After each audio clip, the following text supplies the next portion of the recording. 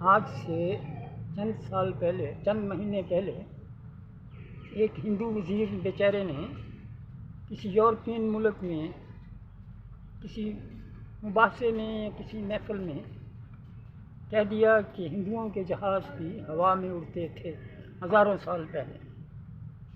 دنیا نے مذاق اڑایا، کیونکہ ہزاروں سال پہلے کوئی سوچ بھی نہیں سکتا تھا کہ کوئی جہاز ہوا میں اڑ گیا ہوگا، کیونکہ دنیا ایسی بے وقوف ہے کہ اپنی بات یا اپنے دھرم کے مطابق تو وہ بات کو سچ مان لیتے ہیں، دوسرا بول رہا ہو تو اس میں وہ سائنسی توجیحات ڈھونڈتے ہیں بے وقوف۔ المہم میرے کو افسوس بعد میں یہ ہوا، چلو وہ تو یورپین لوگ تھے، نہیں مانے، کوئی مسئلہ نہیں۔ ہمارے ہاں سعد اللہ جان برق جیسے جہاں دیدہ لوگوں نے بھی ہلکا پھلکا مذاق اڑانے کی کوشش کری کہ ہندوؤں کے جہاز کیسے اڑتے تھے وغیرہ وغیرہ، جبکہ سعد اللہ جان برق اتنے زیادہ معتبر ہیں میری نظر میں انہیں اپنا استاد سمجھتا ہوں۔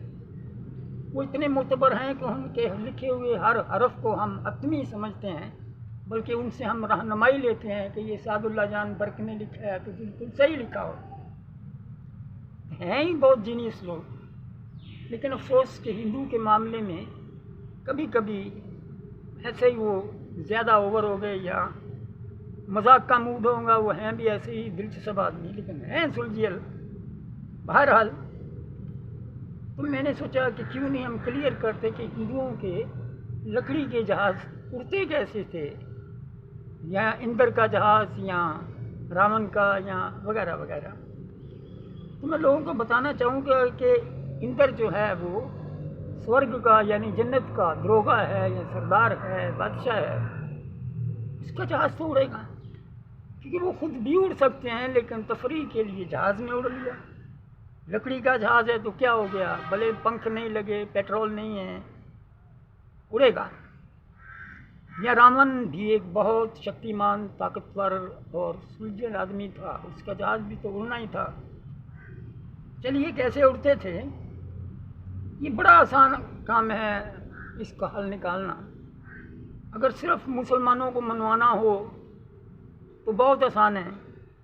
قرآن حرام سے بتا رہا ہے کہ سلیمان کا جہاز یا سلیمان کا تخت ہوا میں اڑتا تھا۔ وہ تخت لکڑی کا تو تھا، اس پہ سلیمان بیٹھ جاتا ہوئے گا، کرسی برسی ڈال کے، تخت ڈال کے، تو ہوا میں اڑتا تھا۔ حالانکہ اس کے بھی فین نہیں تھے، پنکھے نہیں تھے، پیٹرول نہیں تھا، تو سلیمان کا جہاز کیسے اڑتا تھا؟ صاف ظاہر ہے کہ ہوا کے فرشتے کو حکم دیا جاتا تھا، وہ اڑا لیتا تھا۔ ہوا کا فرشتہ کا جس کو ہم وایو دیو بولتے ہیں، تو یہ جتنے بھی ہندوؤں کے جہاز اڑتے تھے وہ بھی وایو دیو یعنی ہوا کا فرشتہ ہی تو اڑاتا تھا، اور کون اڑائے گا؟ اس کے لیے پنکھ یا پیٹرول ضروری نہیں تھا۔ اگر سلیمان کا آج سے 3500 سال پہلے جہاز اڑ سکتا ہے تو 7000 سال پہلے راون کا کیوں نہیں اڑے گا، یا اس سے پہلے راجہ اندر کا کیوں نہیں اڑے گا، جبکہ وہ ہے ہی جنت کا بادشاہ۔ قیامت تک وہی ہوگا، قیامت کے بعد راجہ بلی بادشاہ لگے گا، جس کو مسلمان علی بولتے ہیں۔ علی اور راجہ بلی بھی ایک ہی چیز ہیں۔